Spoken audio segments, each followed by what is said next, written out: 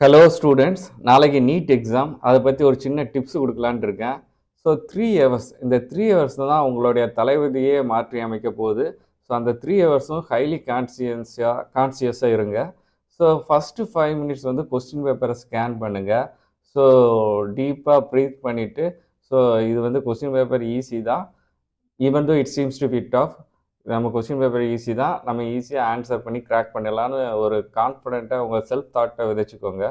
So அதுக்கப்புறம் order வந்து பார்த்தீங்கன்னா பயாலஜி, கெமிஸ்ட்ரி அண்ட் ஃபிசிக்ஸ் இந்த ஆர்டரில் அட்டன் பண்ணுங்கள். ஏன்னா பயாலஜி வந்து ஈஸி ஸ்கோரிங் சப்ஜெக்ட், உங்களுக்கு ஈஸியாக ஸ்கோர் பண்ணால் ஒரு கான்ஃபிடன்ஸ் கொடுக்கும். ஸோ நெக்ஸ்ட்டு கொஞ்சம் டிஃபிகல்ட்டான கொஸ்டின்ஸ் அட்டன் பண்ணுறதுக்கு ஈஸியாக இருக்கும். ஸோ ஃபஸ்ட்டு பயாலஜி அட்டன் பண்ணுங்கள்.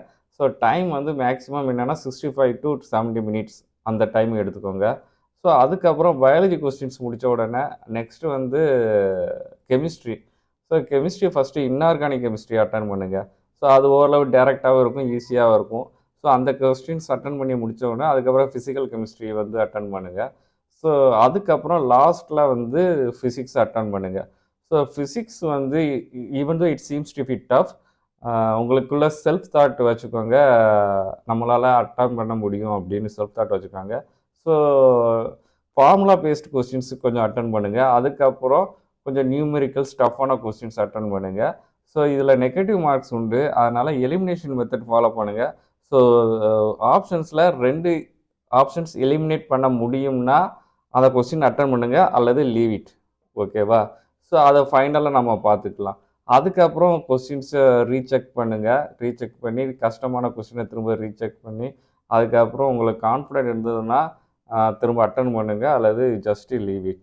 ஸோ ஃபைனலாக என்ன பண்ணுங்கன்னா ஓஎம்ஆர் ஷீட்ஸ் கரெக்டாக ஃபில்அப் பண்ணியிருக்கா அப்படின்னு செக் பண்ணிக்கோங்க. ஸோ மால் ப்ராக்டிஸ் எந்த விதத்துலேயும் இன்வால்வ் ஆகாதீங்க. ஸோ கொஸ்டின்ஸ் வந்து நீங்கள் படித்ததுலேருந்து தான் வரும். ஓகேவா? ஸோ அதனால் கான்ஃபிடண்ட்டாக போய் அட்டன் பண்ணுங்கள். நல்லா டாக்டர்ஸாக வாங்க, சொசைட்டிக்கு சர்வ் பண்ணுங்கள். I wish you all the best. May God bless each and every one of you. So நல்லா காமாக கான்ஃபிடண்ட்டாக அட்டன் பண்ணி come with flying colours. Thank you. இதை வந்து யாராச்சும் நீட் ஆஸ்பிரண்ட்ஸ் இருந்தால் நாளைக்கு எழுத போகிற ஸ்டூடெண்ட்ஸை ஷேர் பண்ணுங்கள், அவங்களுக்கு கொஞ்சம் ஹெல்ப்ஃபுல்லாக இருக்கும். தேங்க்யூ.